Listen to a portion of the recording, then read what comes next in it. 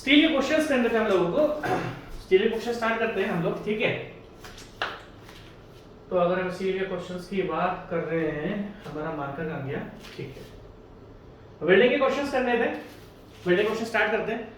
Question number 1 देखो, which of the following statement is correct. Objective questions है, easy questions भी हैं। तो शुरुआत में थोड़ा इजी क्वेश्चंस करेंगे, बाद में मॉडरेट करेंगे और उसके बाद डिफिकल्ट क्वेश्चंस करेंगे। तो पहले शुरुआत इजी से करते हैं।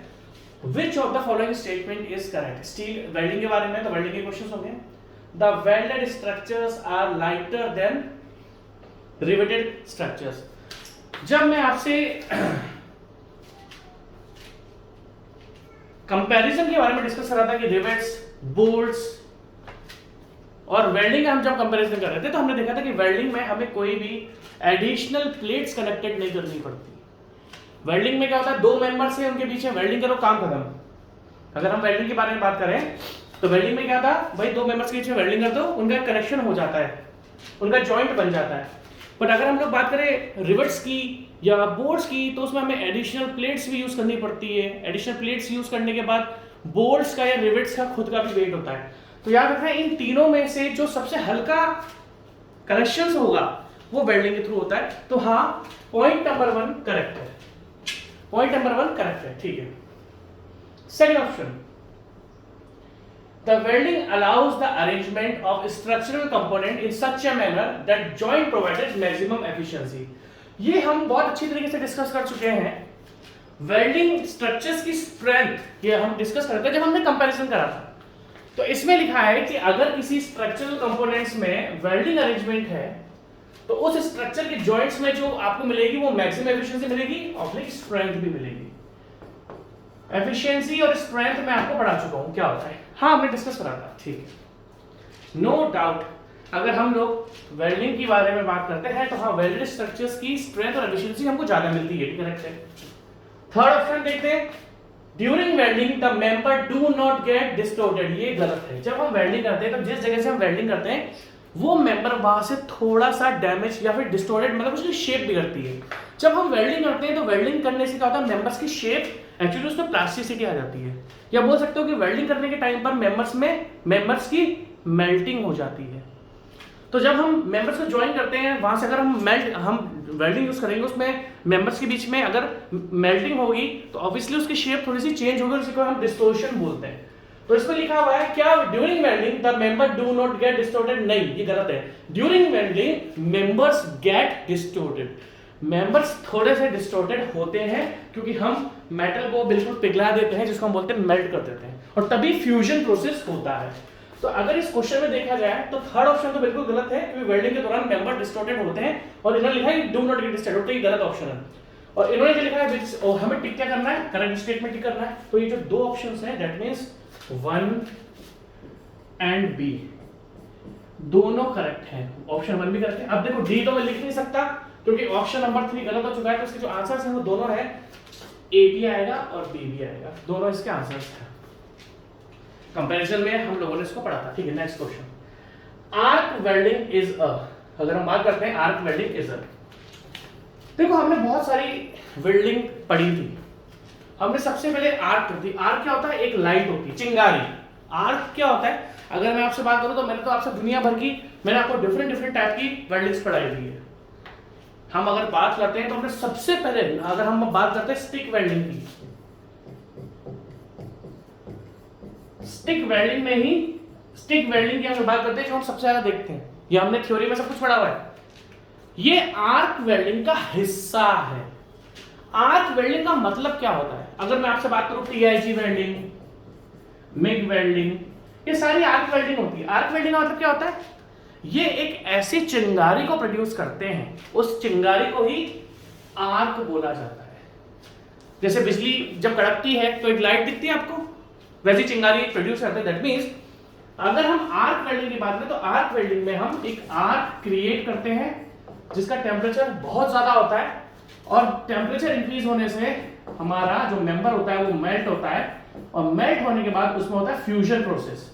फ्यूजन प्रोसेस का मतलब क्या होता है, अगर हम बात करें, हमने सबको डिस्कस करा है, अगर हम लोग बात करते हैं फ्यूजन प्रोसेस की, फ्यूजन प्रोसेस क्या है, फ्यूजन प्रोसेस का सिंपल सा मतलब है कि भैया एक, मान लो दो मेंबर्स हैं, जब हम इस पर हीट प्रोवाइड करते हैं तो इसके एटम एंड मॉलिक्यूल्स इसके अंदर चले जाते हैं और इसके एटम मॉलिक्यूल्स इसके अंदर चले जाते हैं। एटम से मॉलिक्यूल का इंटरएक्सचेंज होता है, एक्सचेंज करते हैं, और इस बाद में ये दोनों मेंबर्स हो जाते हैं, ज्वाइन हो जाते हैं।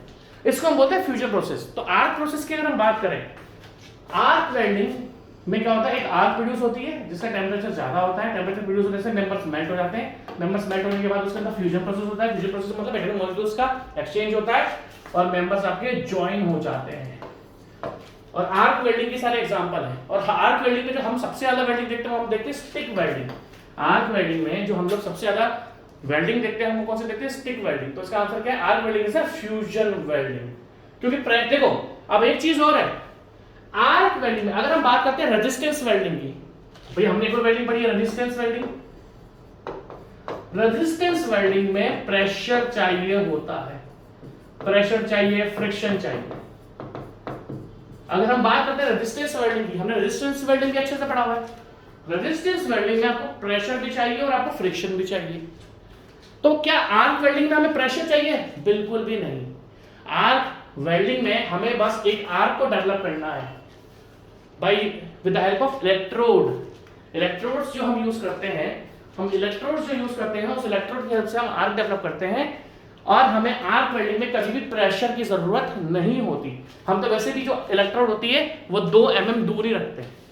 जो भी मेंबर हम ज्वाइन करते हैं उससे हम चिपकाते थोड़ी हैं, 2 मेंबर तो हम 2 mm तो हम दूर रखते ही रखते हैं। तो आर्क वेल्डिंग में आपको प्रेशर की जरूरत नहीं है, but in resistance welding you need pressure as well as friction.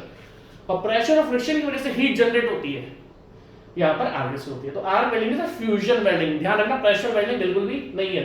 Second option देखते ही मुझे पता लग गया कि इसका एक ही आंसर है, ठीक है।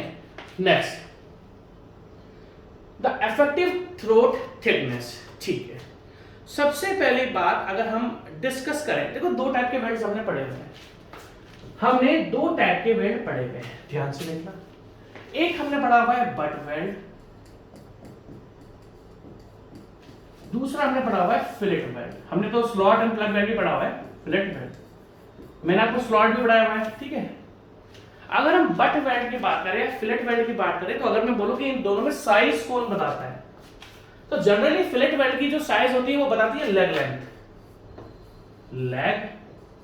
लेग। अगर हम बोले देखो हमें साइज क्यों चाहिए, हमें साइज इसलिए चाहिए ताकि हम एरिया डिटरमाइन कर सकें। भाई देखो सिंपल सी बात है, वेल्ड के अंदर कितना स्ट्रेस जनरेट हो रहा है उसके लिए मुझे वेल्डिंग का एरिया चाहिए। और एरिया का मतलब है 2 डायमेंशंस। अब 2 डायमेंशन में आप समझ रहे हो मेरी बात, भाई आपने वेल्डिंग करी, उस वेल्डिंग का कुछ ना कुछ एरिया तो होगा, उस एरिया पे हमें स्ट्रेस कैलकुलेशन करना है। आप जो वेल्डिंग करते हो उससे कुछ एरिया होता ही नहीं होता, आप लोग यहां से बिल्कुल एरिया होता है। अब अगर मुझे वेल्डिंग के अंदर स्ट्रेस कैलकुलेशन करनी है, तो एरिया का डायमेंशन तो चाहिए। तो एटलीस्ट मतलब अगर हमें बात करें तो इन एरिया के 2 डायमेंशंस होते हैं, एक होती है लेंथ, आप ध्यान से देखना। तो अगर हम बट वेल्ड की बात करते हैं तो हमें देखो एक तो लेंथ हो जाती है, और दूसरा जो हमारे पास डायमेंशन होता है वो क्या होता है आपका इफेक्टिव। एक्चुअली फिलेट वेल्ड में भी हमें इफेक्टिव थ्रोट थिकनेस ही चाहिए, इफेक्टिव थ्रोट थिकनेस।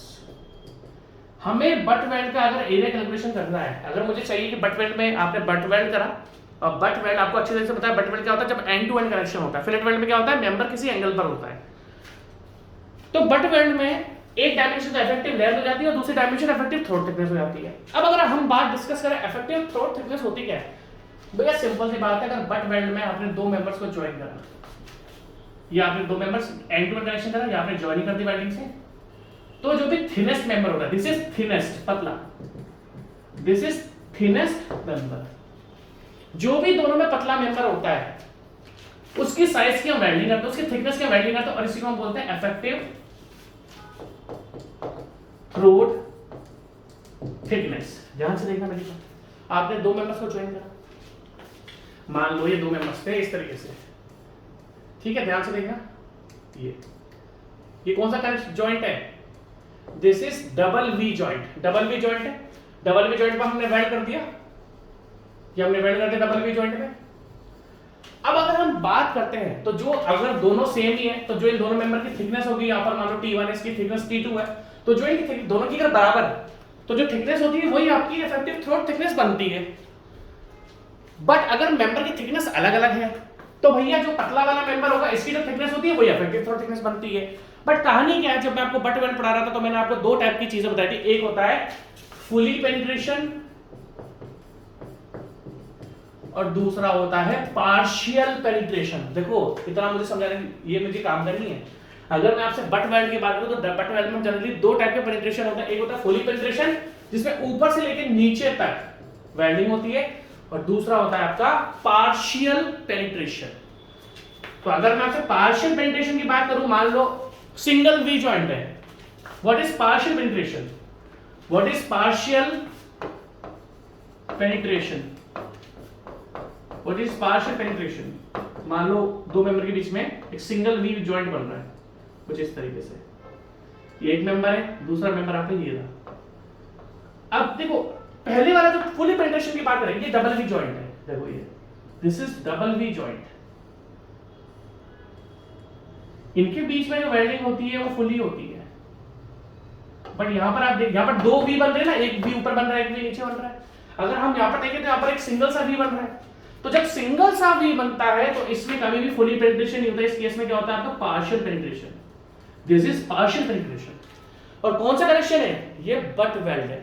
तो जब मैं आपसे बात कर रहा था कि भाई देखो इसमें क्वेश्चन क्या पूछा है, इफेक्टिव थ्रोट थिकनेस, क्वेश्चन बहुत बार रिपीट होता है, ये क्वेश्चन बहुत बार आ चुका है, दुनिया भर में बहुत बार क्वेश्चन रिपीट हो चुका है। वेल्डिंग का बहुत फेवरेट क्वेश्चन नहीं है, बट आपको वेल्डिंग के क्वेश्चन में ध्यान रखना है। इसने आपसे इफेक्टिव थ्रोट थिकनेस पूछी in case of partial penetration, मतलब इनकम्प्लीट पेनिट्रेशन। इसने आपसे जो वेल्डिंग पूछी है, और वेल्डिंग में जो थ्रोट थिकनेस, पहली बात तो वेल्डिंग कौन सी है?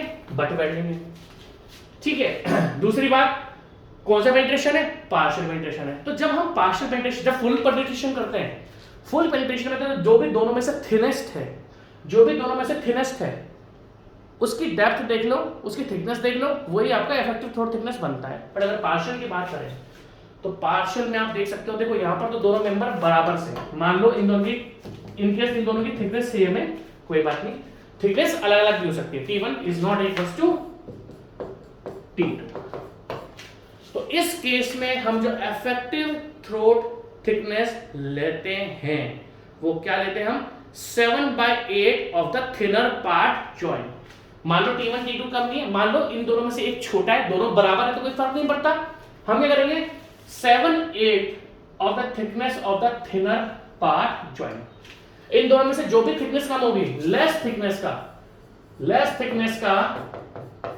ये क्वेश्चन दो जगह से घूमता है, लेस थिकनेस का आप क्या कर दोगे? 7/8 कर दोगे। हम मानते हैं कि यहाँ पर T2 छोटी है, T2 इज स्मॉलर। जब फुली पेनिट्रेशन है तो जो थिकनेस है, थिनेस्ट मेंबर की जो पतला मेंबर है उसकी थिकनेस ले लो, वो ही आपका इफेक्टिव थ्रोट थिकनेस बनेगा।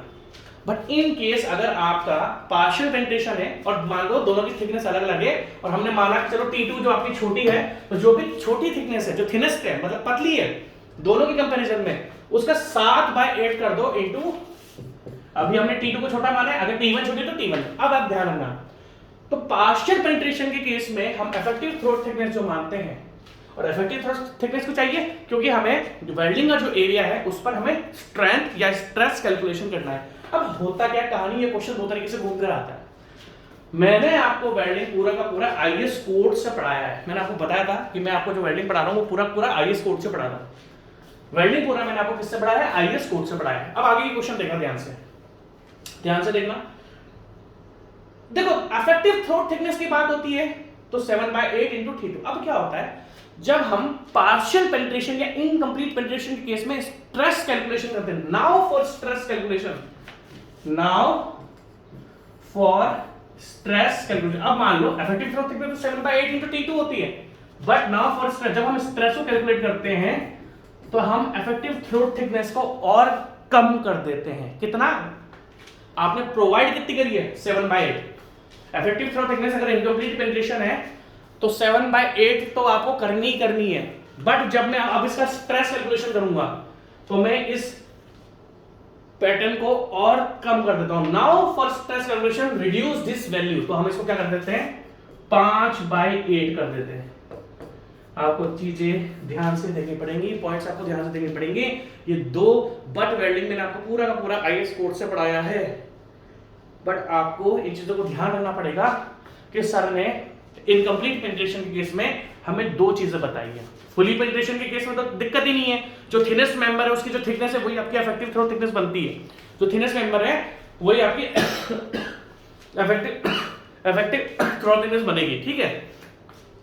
पार्शियल केस में ध्यान रखना है, रिपीट कर रहा हूं, जो इफेक्टिव थ्रोट थिकनेस होती है वो होती है 7/8 × T2, बट अगर बात करते हैं स्ट्रेस कैलकुलेशन की है तो क्या बनाती है 5/8 × T2। T2 मतलब जो थिनेस्ट है। आप क्वेश्चन देखो, द इफेक्टिव थ्रोट थिकनेस, यहां पर इसने आपसे इफेक्टिव थ्रोट थिकनेस पूछा है या स्ट्रेस पूछा है? वो पूछेगा now for stress calculation the value of effective throat thickness is, जब स्ट्रेस वर्ड जुड़ जाएगा तो ये वर्ड हो जाता है 5/8 × थिनेस्ट मेंबर थिकनेस, और जब ओनली इफेक्टिव थ्रोट थिकनेस की बात होती है तो क्या होता है 7/8 × T2। ये दोनों चीजें आपको बहुत ही ज्यादा ध्यान से देखनी पड़ेगी, वरना क्वेश्चन को आप कर दोगे गलत। तो यहां पर इसने आपसे इफेक्टिव थ्रोट थिकनेस पूछी है जो कि होती है 7/8 × T2। ये चीजें अच्छी हैं, थोड़ा ध्यान से देखोगे तभी समझ में आएगा। तो क्या होता है 7/8 of the thickness of thinner member, thinnest member, ठीक है। इसका आंसर है बी। आप इसको लिखना चाहो तो लिख लो, मैं पानी पी लेता हूं, कोई दिक्कत नहीं है मुझको। थोड़ा बहुत अगर क्वेश्चन आप सॉल्व करते हो तो लिख लो। नेक्स्ट क्वेश्चन करना है, ठीक है। क्वेश्चन नंबर 4, अच्छा 4 आ गया। नाउ जैसे कि मैंने आपसे बताया कि जब हम वेल्डिंग को पढ़ते हैं या वेल्डिंग के बारे में हमें डिटेल्स चाहिए तो हमें दो डिटेल्स चाहिए। फर्स्ट, हमें फाइनली वेल्डिंग पर स्ट्रेस कैलकुलेशन करना है। वेल्डिंग में हमें स्ट्रेस कैलकुलेशन करनी है, और अगर हम स्ट्रेस की बात करें, स्ट्रेस का फॉर्मूला क्या होता है? स्ट्रेस का फॉर्मूला होता है फोर्स अपॉन एरिया। स्ट्रेस का, अब नॉर्मल स्ट्रेस या शियर स्ट्रेस एक अलग चीज है। आप जनरली अगर मैं आपसे पूछूं स्ट्रेस का फॉर्मूला क्या होता है तो फोर्स अपॉन एरिया। भैया स्ट्रेस का फॉर्मूला क्या है? फोर्स अपॉन एरिया, ठीक है। अगर मैं आपसे आगे की बात डिस्कस करूं तो ये फोर्स, तो जो फोर्स हमारा एक्सटर्नल लगता है ये फोर्स तो हमें मिल जाएगा। अब आपको जो एक्सटर्नल फोर्स मेंबर के ऊपर लगा है तो आपको एक्सटर्नल फोर्स मिल जाएगा। अब अगर एरिया की बात होती है तो एरिया कैलकुलेट होता है बाय यूजिंग, भाई एरिया क्या होता है? दो डायमेंशन का मल्टीप्लिकेशन। एरिया क्या होता है? मल्टीप्लिकेशन या प्रोडक्ट ऑफ टू डायमेंशन। तो अगर हम बात करें एरिया ऑफ बट वेल्ड की, अगर मैं आपसे बात कर रहा हूं एरिया ऑफ बट वेल्ड, तो एरिया ऑफ बट वेल्ड आपके पास आ जाएगा इफेक्टिव, एक डायमेंशन कौन सी होती है इसमें? Effective throat thickness. एक डायमेंशन होती है इसमें effective throat thickness multiply by effective length of weld, effective length of weld. तो दो डायमेंशन का मल्टीप्लिकेशन दिखाता है एरिया ऑफ वेल्ड। अब देखो इसने क्वेश्चन क्या पूछा, the effective area of butt weld. अब आप देखो ये इफेक्टिव एरिया में लिखा हुआ है, ये क्या होता है? इफेक्टिव एरिया, मतलब जिस पर स्ट्रेस कैलकुलेट होगा। तो एरिया में लिखा हमने क्या लिखा है इसको? Effective area. क्यों लिखा इफेक्टिव? क्योंकि इसमें जो दोनों डायमेंशन लिए वो मैंने इफेक्टिव लिखी है। What does effective mean?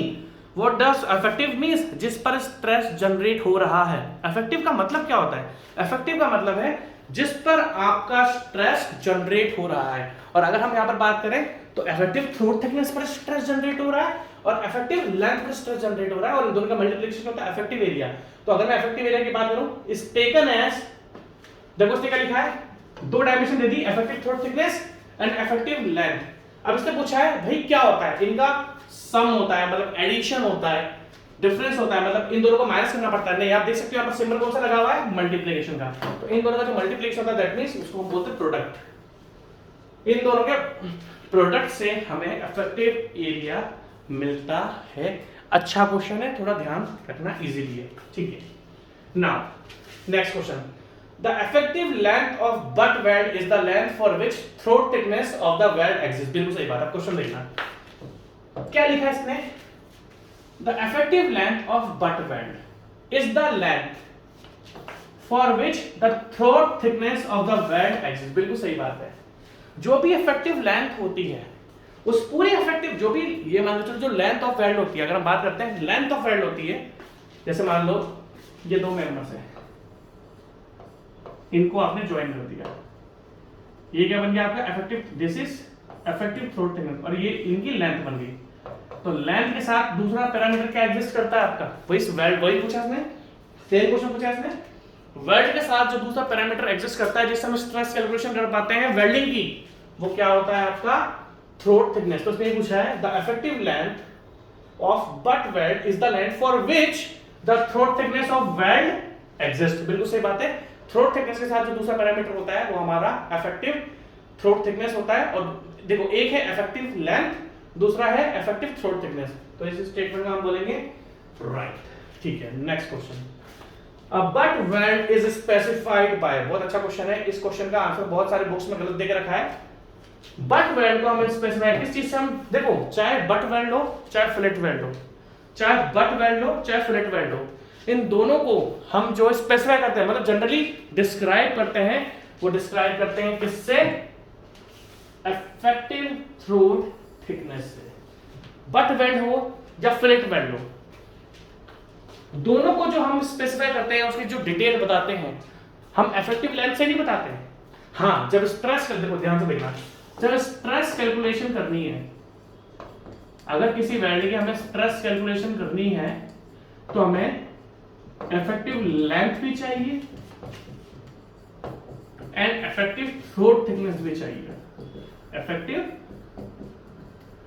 Throat thickness भी चाहिए। बट अगर हम बात करते हैं साइज की, साइज जो जनरली जैसे हम फिलेट वेल्ड की बात करते हैं कि फिलेट वेल्ड की साइज क्या रिप्रेजेंट करती है, जो लेग लेंथ होती है, मिनिमम लेग लेंथ। अगर हम फिलेट वेल्ड की बात करते हैं कि फिलेट वेल्ड का जो साइज होता है उसको कौन स्पेसिफाई करता है, तो जो उसकी लेग लेंथ होती है। अब लेग लेंथ को वापस हम इफेक्टिव थ्रोट थिकनेस से डिस्क्राइब करते हैं। दैट मींस अगर हम बात करें चाहे वो फिलेट वेल्ड हो चाहे वो बट वेल्ड हो, दोनों जो साइज स्पेसिफाई करती है वो कौन सी करती है, इफेक्टिव थ्रोट थिकनेस। और एरिया कैलकुलेशन में, स्ट्रेस कैलकुलेशन में हमें दोनों चाहिए। तो याद रखना जनरली थ्रोट थिकनेस आपका वेल्ड को डिस्क्राइब करता है, ठीक है। Next question, the effective length of intermediate butt weld is taken. अब देखना बहुत अच्छा क्वेश्चन है, इसको देखो दो चीजें होती है, अब ध्यान से देखना। ये मैं दो मेंबर बनाता हूं कुछ इस तरीके से, ठीक है, दो मेंबर्स बनाते हैं हम लोग, ठीक है। ये दो मेंबर्स आपके सामने इस तरीके से हैं, ये दूसरा मेंबर है, ये दो मेंबर्स हैं, ये दो मेंबर्स आपके सामने बना दिए मैंने। दो मेंबर्स आपके सामने एंड टू एंड रखे हुए, एंड टू एंड है, ठीक है। अगर मैं आपसे बारे में बात करूं तो दो टाइप की वेल्डिंग होती है। एक तो हमने इसमें कंटीन्यूअस वेल्ड मार दी, यहां से लेके यहां तक की वेल्ड मार दी, ध्यान से देखना, यहां से लेके यहां तक कंटीन्यूअस वेल्ड मार दी, ये पूरा वेल्ड कर दिया इसको। ये होता है continuous weld, this is continuous weld. अब यहां से देखना मेरी बात, this is continuous weld, continue through out the length आपने वेल्ड कर दिया, दिस इज कॉन्टिन्यूअस वेल्ड। बहुत अच्छी चीज बता रहा हूं मैं आपको, दो टाइप के वेल्ड होते हैं। एक टाइप का वेल्ड है जिसको हम बोलते हैं कॉन्टिन्यूअस वेल्ड। कॉन्टिन्यूअस वेल्ड की अंदर इतनी ताकत होती है कि वो नॉर्मल स्ट्रेस भी झेल सकता है, नॉर्मल स्ट्रेस भी या नॉर्मल फोर्स को भी झेल सकता है, या शियर स्ट्रेस को भी झेल सकता है। मतलब अगर कोई कॉन्टिन्यूअस वेल्ड आपने बनाई है तो इसके ऊपर अगर कोई नॉर्मल फोर्स लगेगा, मैं बात कर रहा हूं कॉन्टिन्यूअस वेल्ड की, किसकी बात कर रहे हैं अपने, कॉन्टिन्यूअस वेल्ड की। पूरा का पूरा थ्रू आउट हमने वेल्ड कर दिया। जब पूरा का पूरा थ्रू आउट वेल्ड कर देते हैं, देखो ध्यान से देखना, मजा आएगा। अब देखना ध्यान से, तो जो कॉन्टिन्यूअस वेल्ड होता है वो नॉर्मल फोर्स को भी बियर कर लेता है, मतलब झेल लेता है, और शियर स्ट्रेस को भी झेल लेता है। बट अगर मैं आपसे बात करूं इंटरमीडिएट वेल्ड की, इंटरमीडिएट वेल्ड क्या होता है, थोड़ा हम गैप देते हैं, बीच बीच में गैप देते हैं। कुछ पहले वापस बना रहा हूं, दो मेंबर, देखो ये दो मेंबर है आपके, ये दूसरा मेंबर है, ये दो मेंबर्स हैं, ठीक है। थोड़ा गंदी ड्राइंग है मेरी। अब क्या करा, बीच में ज्वाइन करा, फिर थोड़ा स्पेस छोड़ दिया, फिर बीच में ज्वाइन करा, मतलब समझ रहे हो।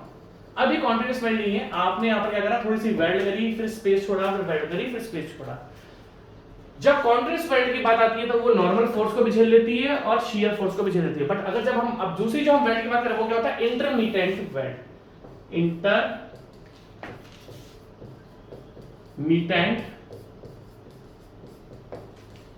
वेल्ड। इंटरमीडिएट वेल्ड ध्यान रखना, कॉन्टिन्यूअस वेल्ड नॉर्मल फोर्स को भी झेल लेगी, कॉन्टिन्यूअस वेल्ड आपकी शियर फोर्स को भी झेल लेगी। बट अगर हम इंटरमीडिएट वेल्ड की बात करते हैं तो ये ओनली शीयर फोर्स को झेलती है। इंटरमीडिएट वेल्ड में इतनी ताकत नहीं होती कि वो नॉर्मल फोर्स को भी झेल लेगी। मतलब वेल्ड के ऊपर कोई अगर नॉर्मल फोर्स आपने लग गया तो इंटरमीडिएट वेल्ड नहीं झेल पाती। दोनों में क्वेश्चन नहीं है, ये दोनों खुद में क्वेश्चन है। अभी हम बट वेल्ड की बात करते हैं। देखो दोनों मेंबर मैंने एंड टू एंड रखे हैं, तो बट वेल्ड की बात है। बट वेल्ड में आप अगर कॉन्टिन्यूअस वेल्ड करते हो तो वो वेल्ड की इतनी स्ट्रेंथ होती है कि वो नॉर्मल स्ट्रेस को भी झेल लेगी, शियर स्ट्रेस को भी झेल लेगी। बट इंटरमीडिएट वेल्ड में इतनी ही ताकत होती है कि वो किसको झेल सकती है, शियर फोर्स को या शियर स्ट्रेस को ही झेल सकती है। आप ध्यान से देख रहे हैं, क्वेश्चन आता है। अब इससे पूछा है ये जो आप लेंथ दे दो ना, देखो यहां पर तो यहां से लेके यहां तक की इफेक्टिव लेंथ है, बट ये जो आप देखो यहां से लेके यहां तक की लेंथ है, फिर यहां से लेके यहां पर तो लेंथ अलग अलग हो गई है। थ्रू आउट तो लेंथ है नहीं इंटरमीडिएट बट वेल्ड की, यहां पर तो थ्रू आउट लेंथ है बट वेल्ड की। बट अगर हम इंटरमीडिएट बट वेल्ड के बारे में बात करें तो इंटरमीडिएट तो थ्रू आउट नहीं है, इंटरमीडिएट तो थ्रू आउट आपका नहीं है। तो क्वेश्चन में कुछ आप इस पे देखना, the effective length of intermediate butt weld is taken not less than, ये जो लेंथ है ना effective length of butt weld की जो आप यूज कर रहे हो, ये कितनी होनी चाहिए, ये कितनी होनी चाहिए, तो कोई याद रखना ये होनी चाहिए 4 टाइम्स ऑफ वेल्ड साइज। देखो बहुत अच्छा क्वेश्चन है, इंटरमीडिएट के बारे में बहुत सारी चीजें आती हैं, ठीक है। 4 टाइम्स ऑफ वेल्ड साइज। दूसरा, ये कभी भी जो इफेक्टिव लेंथ होती है इंटरमीडिएट वेल्ड की शुड नॉट बी, शुड, ये देखो शुड 4 टाइम्स ऑफ वेल्ड, जो भी वेल्ड साइज है वो इतना होनी चाहिए। दूसरा, फर्स्ट पॉइंट क्या हो गया कि जो इंटरमीडिएट वेल्ड हम करते हैं इसकी जो इफेक्टिव लेंथ होती है वो 4 टाइम्स ऑफ वेल्ड साइज तो आपका होना ही चाहिए। दूसरा क्वेश्चन क्या होता है आपके पास, should not be greater than, should not be greater than 16 times thickness of thinner part. जो भी आपने मेंबर ज्वाइन करा है, जो भी आपने मेंबर ज्वाइन करा है, जो भी आपने मेंबर ज्वाइन करा है, आपने मान लो 2 मेंबर्स ज्वाइन करे हुए, तो 2 मेंबर्स में जो जिसकी थिकनेस कम है उसका 16 टाइम्स कर दो, उससे ज्यादा इसकी लेंथ नहीं होनी चाहिए। तो ये चीजें आपको थोड़ा सा ध्यान रखना पड़ेगा। 2 चीजें होती हैं, 4 टाइम्स ऑफ वेल्ड साइज। एक और चीज होती है, जो भी गैप है ना, मान लो आपने 2 इंटरमीडिएट बीच में गैप दिया तो इस गैप का 4 गुना। 3 चीजें होती है जनरली। एक तो जो भी वेल्ड साइज है, वेल्ड साइज क्या होता है, effective throat thickness. What is weld size, effective throat thickness. जब भी साइज लिखा हुआ आ जाए, आंख बंद करके उसको इफेक्टिव थ्रोट थिकनेस लिख देना। जब भी आपके सामने वेल्ड साइज आ जाए तो वेल्ड साइज में आंख बंद करके थ्रोट थिकनेस हो जाना। तो जो भी थ्रोट थिकनेस आपने रखनी है वेल्डिंग की उसका 4 गुना कर दो इफेक्टिव लेंथ के लिए, इंटरमीडिएट के लिए। दूसरा, should not be greater than 16 times the thickness of thinner part, जो भी thinner part है उससे 16 गुना से ज्यादा नहीं चाहिए। तीसरा, 4 times of gap longitudinal, जो भी दोनों के बीच में आपने स्पेस दिया है, longitudinal space provided, कैंसिल हो रही क्या, कैंसिल हो गया, कोई बात नहीं, ठीक है। तो 3 चीज हमने डिस्कस करी। क्या डिस्कस करा, इंटरमीडिएट वर्ड से बहुत क्वेश्चन आते हैं इसलिए मैंने आपसे बारे में डिस्कस करा। क्या क्या इसमें बोला, अब ध्यान से देखना। The effective length of intermediate butt weld is taken not less than, 3 चीजें बताई मैंने आपको। 16 जो भी दोनों की थिकनेस है। पहली बात तो देखो 2 चीजें रखना, एक होता है कॉन्टिन्यूअस वेल्ड जिसमें नॉर्मल फोर्स भी लगाओगे तो भी वेल्ड झेल लेगा, शियर फोर्स लगाओगे तो भी वेल्ड झेल लेगा। बट अगर इंटरमीडिएट वेल्ड की बात आती है तो वो नॉर्मल फोर्स को नहीं झेल पाता, वो ओनली शियर फोर्स को झेल पाता है और अपने अंदर पर शियर स्ट्रेस जनरेट कर पाता है। पहली बात तो ये होगी। अगर हम दूसरी बात डिस्कस करें तो दूसरी बात क्या हमने डिस्कस करी कि भैया जो भी इन दोनों के बीच में गैप है उसका 4 गुना कर दो, उतनी तो इफेक्टिव लेंथ इंटरमीडिएट वेल्ड की होनी चाहिए। तीसरा, वेल्ड साइज का 4 गुना कर दो, ठीक है। अब इस क्वेश्चन को देखो, 4 times the thickness of thinner part, no thinner part तो होता ही नहीं है। 4 times the thickness of thinner part नहीं, 16 टाइम्स होता है।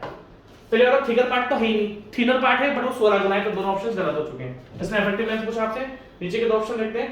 16 times the thickness of thinner part joint, बिल्कुल सही बात है, ये आपका आंसर है। 16 टाइम्स एक्चुअली देखो 2-4 चीजें हैं, 2-4 चीजें हैं।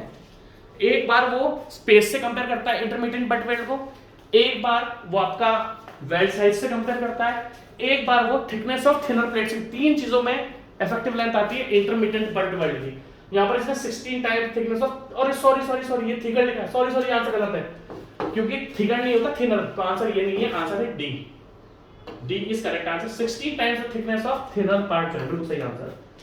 16 गुना थिकनेस ऑफ थिनर पार्ट। देखो अभी थिकर और थिनर में गलती हो जाती है ना, मैंने पढ़ा नहीं था, बट आंसर इसका डी है, ठीक है। अब आ जाओ नेक्स्ट क्वेश्चन है, intermediate butt welds are used to resist. अभी आपको मैंने बताया ये ए ऑप्शन है, इसमें आगे पीछे हो रहा है ए बी, ठीक है। देखो इधर अभी मैंने आपको थोड़ी देर पहले 5-10 सेकंड पहले एक चीज बताई थी, जो कॉन्टिन्यूअस वेल्ड होती है वो तो सब झेल जाती है, चाहे नॉर्मल हो, डायनामिक हो, कोई भी स्ट्रेस लगा दो उसके अंदर। बट इंटरमीडिएट बट वेल्ड आपका ओनली क्या झेल पाता है, ओनली शियर स्ट्रेस से झेल पाता है। ये बहुत अच्छा क्वेश्चन है एक्चुअली। बट वेल्ड से जो क्वेश्चन आते हैं वो इंटरमीडिएट बट वेल्ड से आते हैं, और मैंने आपको आईएएस कोड से पूरा बता दिया है, मैंने आपको आईएएस कोड से पूरा बता दिया है, तो इन चीजों को तो आपको ध्यान रखना पड़ेगा, ठीक है। Next question, the longitudinal space. देखो मैं आपको फिर बता रहा हूं, बहुत जबरदस्त कंफ्यूजन है इसमें। अगर आप ध्यान से देखोगे तो एक बार तो वेल्ड साइड से कंपैरिजन होता है, इंटरमीडिएट वेल्ड का क्या होता है, एक बार तो वेल्ड साइड से कंपैरिजन होता है, एक बार थिकनेस ऑफ थिनर प्लेट,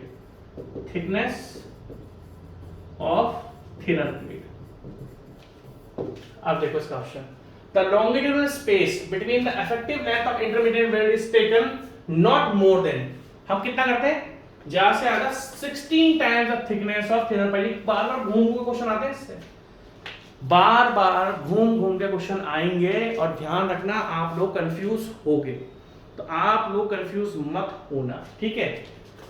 आप कंफ्यूज हो गए तो क्वेश्चन गलत हो जाएगा, उसमें हमारा भी नुकसान है, आपका भी नुकसान है ना। और हाँ, मैं आपको चीज बता देता हूँ, इस स्टेट के बच्चों के लिए जल्दी बहुत वैकेंसी आने वाली है। हमारा जो स्टेट है, मंथ बताऊं, 5 महीने के अंदर वैकेंसी है दबाकर, 5 महीने के अंदर वैकेंसी की शुरुआत इस स्टेट से होगी। वैकेंसी की शुरुआत आपके इस स्टेट से होने वाली है, तो लग जाओ, तैयारी कर लो, ठीक है। Next question, a fillet weld is known as standard fillet weld. अब ये बहुत अच्छा क्वेश्चन है, देखो होता है क्या,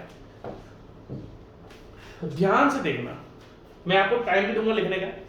देखो ये फिलेट वेल्ड है, फिलेट वेल्ड में क्या होता है, मेंबर एंड टू एंड नहीं होता, किसी एंगल पे होता है।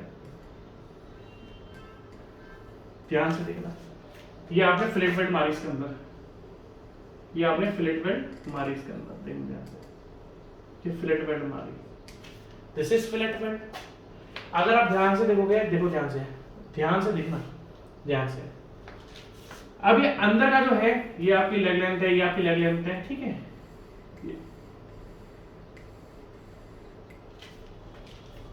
जब वेल्ड की दो साइड देखो, अगर ये वाली साइड और हम ये वाली साइड देखें, तो दोनों साइड क्या आपकी इक्वल है, और इन दोनों के बीच में जो एंगल बन रहा है वो क्या बन रहा है आपको 45 डिग्री, और इस वाली साइड पे भी जो एंगल बन रहा है वो क्या बन रहा है 45 डिग्री, और ये बीच जो रूट वाला एरिया, इस पे एंगल क्या बन रहा है 90 डिग्री। देखो एक ऐसा आइसोसेलेस ट्रायंगल आपके सामने बना, जिसमें एक में एंगल आ रहा है 45, दूसरे में भी एंगल आ रहा है 45, और तीसरा एंगल क्या है 90। ये कौन सा ट्रायंगल है, अगर आप देख सकते हो कि ये दोनों लेंथ परपेंडिकुलर और बेस क्या है, इक्वल है। अगर मैं आपसे इन दोनों की बात करूं तो यहाँ पर परपेंडिकुलर और बेस दोनों इक्वल हैं। जब परपेंडिकुलर और बेस दोनों इक्वल होते हैं, जब परपेंडिकुलर और बेस आपके दोनों इक्वल होते हैं, तो उस वाले ट्रायंगल को हम बोलते हैं आइसोसेलेस ट्रायंगल। ये हमने नवी 10वीं में पढ़ा होगा, शायद जल्दी पढ़ा होगा। आइसोसेलेस ट्रायंगल कौन सा ट्रायंगल होता है, जब दो ट्रायंगल्स की शेप एक दूसरे के इक्वल होती है। और जब फिलेट वेल्ड में ट्रायंगल आपका बन जाता है, तो इसको हम बोलते हैं स्टैंडर्ड फिलेट वेल्ड। तो क्या लिखा है इसमें, a fillet weld is known as standard fillet weld. Standard fillet weld कब बनता है, जब इस तरीके से फिलेट वेल्ड का आइसोसेलेस ट्रायंगल बनता है, जिसमें दो एंगल 45 डिग्री होता है और एक एंगल 90 डिग्री होता है। तो हम स्टैंडर्ड फिलेट वेल्ड किसको बोलते हैं, 45 डिग्री ऑफ आइसोसेलेस ट्रायंगल। लिख लो इसको, क्योंकि हम थ्योरी में पढ़ा नहीं है, ये क्वेश्चन मिला इसलिए मैंने आपके सामने बता दिया। मैं पानी पी रहा हूं, रुको। नेक्स्ट क्वेश्चन अच्छा क्वेश्चन है। नेक्स्ट क्वेश्चन देखो, स्टैंडर्ड फिलेट वेल्ड के क्वेश्चन भी आते हैं। अ फिलेट वेल्ड, एक सेकंड, A fillet weld, अरे यार क्या हो रहा है? A fillet weld is known as special fillet weld when its cross section is 45 degree. बिल्कुल सही बात है, स्पेशल केस होता है ये। स्टैंडर्ड फिलेट वेल्ड एक स्पेशल केस होता है जिसके अंदर दो साइड्स के बीच में जो लेग लेंथ होती है आपकी, दो साइड्स के बीच में आप बोल सकते हो जो दोनों लेग लेंथ होती है वो इक्वल होती है। अगर हम बात करते हैं, अगर मान लो मैं आपको फिलेट वेल्ड ऐसा दिखा रहा हूँ, तो ये क्या है, ये वाली लेग लेंथ और ये वाली लेग लेंथ दोनों क्या होती है आपकी इक्वल होती है। तो ये हाँ एक स्पेशल केस होता है जिसको हम स्टैंडर्ड फिलेट वेल्ड बोलते हैं। तो इसने बोला कि हाँ स्पेशल केस है क्या, बोलेंगे हाँ ये एक स्पेशल केस है, ठीक है। इन अ फिलेट वेल्ड थ्रोट, जो आपकी थ्रोट होती है भाई, जैसे अगर हम इफेक्ट देखो ध्यान से देखना, यहाँ पर फिलेट वेल्ड था, ये शेप बनी थी, ये जो थ्रोट होती है ना ये इसकी मिनिमम डायमेंशन होती है। दैट मींस अगर हम लेग लेंथ की बात करें और अगर हम आपका इसके हाइपोटेन्यूज की बात करें तो जो थ्रोट होती है वो हमेशा क्या होती है, minimum dimension of weld. Throat सबसे छोटी होती है, मिनिमम डायमेंशन ऑफ वेल्ड। तो याद रखना लेग लेंथ के कंपैरिजन में जब हम थ्रोट देखते हैं तो थ्रोट हमारा मिनिमम डायमेंशन होता है। तो याद रखना in a fillet weld throat is a minimum, सबसे छोटी जो डायमेंशन होगी फिलेट वेल्ड में वो थ्रोट थिकनेस होती है। ये छोटी छोटी चीजें हैं, छोटे छोटे क्वेश्चंस हैं और ऐसे ही क्वेश्चंस आपको अपने एग्जाम्स में मिलने वाले हैं, ठीक है। The reinforcement of butt weld. अब रीइंफोर्समेंट क्या होता है, जैसे कि हमने बोला था कि अगर हम रीइंफोर्समेंट भी मैंने आपको बताया था क्या, जब हम वेल्डिंग करते हैं तो हम वेल्ड को थोड़ा ऊपर तक लेकर आते हैं। देखो ये तो थिकनेस है, अब हम इसके ऊपर थोड़ा ये इस तरीके से लेकर आते हैं वेल्ड को ताकि वेल्डिंग अच्छे से हो जाए। ये जो ऊपर पोर्शन निकला हुआ है इसको हम बोलते हैं रीइंफोर्समेंट। क्या बोला था हमने, 3 mm तक निकलना चाहिए ये रीइंफोर्समेंट क्या होता है, ताकि बाद में ये हम क्लीन भी कर देते हैं, ऐसी बात नहीं है, ताकि ऊपर तक आप इंश्योर कर लो कि हाँ ऊपर तक वेल्डिंग हो चुकी है, ताकि ऊपर तक वेल्डिंग हो चुकी है। तो इस टाइप के हम जो ऊपर तक वेल्डिंग करते हैं, जो एक्स्ट्रा पोर्शन मेंबर्स के ऊपर निकला हुआ होता है इसको हम रीइंफोर्समेंट बोलते हैं। जनरली हम इसको 3 mm तक करते हैं। अब ये रीइंफोर्समेंट जो होता है ये कोई आपका स्ट्रेस कैलकुलेशन के लिए होता है, क्योंकि ये तो हम वैसे भी रिमूव कर देते हैं। तो अब देखना, the reinforcement of butt weld is ignored in calculation. इससे बिल्कुल सही बात है, रीइंफोर्समेंट कभी भी स्ट्रेसेस में कैलकुलेशन नहीं होता, ये एक्स्ट्रा वेल्ड होता है which increases the efficiency of weld. अच्छे से वेल्ड हो जाएगा। ऊपर तक वेल्ड करने का मतलब क्या है, आपने कंप्लीट पेनिट्रेशन करा है। रीइंफोर्समेंट जनरली हम क्यों प्रोवाइड करते हैं, ताकि हमें इंश्योर हो जाए कि हमने कंप्लीट पेनिट्रेशन करा है, जिस कारण हमें जब कंप्लीट पेनिट्रेशन हो जाता है तो हमें एफिशिएंसी इंक्रीज्ड मिलती है। शुड नॉट एक्सीड 3 mm, बिल्कुल सही बात है। तो इसका आंसर क्या है, ऑल ऑफ द अबव। और जनरली हम कितना देते हैं इसको, 3 mm। ये भी पूछा सकता है कि रीइंफोर्समेंट जो हम मटेरियल के ऊपर भी निकाल के रखते हैं रीइंफोर्समेंट को, जो जनरली कितने mm का होता है, 3 mm का होता है। इसमें अच्छा लिखा हुआ है शुड नॉट एक्सीड 3 mm लिखा हुआ है, सॉरी मैंने देखा नहीं था।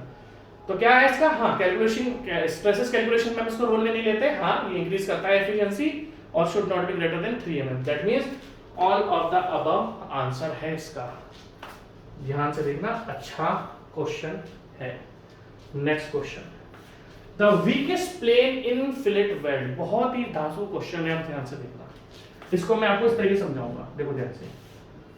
2 mm पर है, इसको हमने 90 डिग्री पर ज्वाइन करा, ये सही है, हम इसको 90 डिग्री पर ज्वाइन कर रहे हैं। फिलेट वेल्ड में तो वैसे भी कुछ ना कुछ मेंबर के बीच में एंगल होता है। आप देखो, आप इस तरीके से फिलेट वेल्ड करोगे, ध्यान से देखना, ये आपने फिलेट वेल्ड कर दिया और इधर भी आपने फिलेट वेल्ड कर दिया। अब ध्यान से देखना, the weakest plane in the fillet weld. देखो एक तो आपको साइज दिख रही है, देखो ये साइज ऑफ वेल्ड है, ये भी साइज ऑफ वेल्ड है, यहां पर आपने फोर्स लगा दिया P। इसकी एक डायमेंशन देखो मैं दिखाता हूं, ये यहां से रूट से लेके यहां तक की डिस्टेंस को हम क्या बोलते हैं, थ्रोट। अब ध्यान से देखना, स्ट्रेंथ ऑफ मटेरियल में मैंने आपको एक यूनिट पढ़ाई थी, इफेक्टिव स्ट्रेसेस एंड स्ट्रेन्स। उसमें क्या होता था, मेंबर, अब इस वाले फिलेट को मैं बाहर निकाल रहा हूं, देखो ध्यान से, ये आपकी ये क्या है, यहां से लेके यहां पे क्या है, इफेक्टिव थ्रोट थिकनेस, और फोर्स कैसे जा रहा है, कुछ ऐसे जा रहा है। देखना ध्यान से, मैं आपको फिर बता रहा हूं, बहुत अच्छा क्वेश्चन है ये एक प्लेन है, इस प्लेन पर फोर्स जा रहा है। अब इस प्लेन को जब इस फोर्स को मैं रिजॉल्व करूंगा, तो क्या होता है, जो थ्रोट होती है ना उस पर एक तो डेवलप होता है नॉर्मल स्ट्रेसेस, दूसरा क्या डायग्राम होता है, देखो ये एंगल पर है ना, ये जो प्लेन देखो इनके बीच में कुछ एंगल है थीटा, तो जब मैं इस P को रिजॉल्व करूंगा तो एक तो आएगा शियर स्ट्रेसेस और एक आएगा नॉर्मल स्ट्रेसेस। अगर आप ध्यान से देख सकते हो, ध्यान से देखो, बहुत अच्छा क्वेश्चन है ये। क्वेश्चन बहुत अच्छा है कि जब हमें इस थ्रोट में जब मैं फोर्स को रिजॉल्व करूंगा, इस थ्रोट पर जब मैं फोर्स को रिजॉल्व करूंगा तो फोर्स के दो कंपोनेंट आ रहे हैं, नॉर्मल भी आ रहा है, शियर भी आ रहा है। That means throat fillet weld का ऐसा डायमेंशन होता है जिसके ऊपर दोनों के दोनों फोर्सेस लगते हैं। इस कारण जो आपका थ्रोट होता है, दोनों देखो दो चीजें भाई, मेरे कोई किसी ने मुझे एक घूसा मारा, किसी ने मुझे दो घूसे मारे, तो चोट किस में लगेगी ज्यादा? दो घूसों में लगेगी। वहीं पे मुझे एक घूसा मार रहा है, कम चोट लगेगी। दो घूसे मारेगा तो दो चोट लगेगी, यहाँ पर दो घूसे लगे हुए।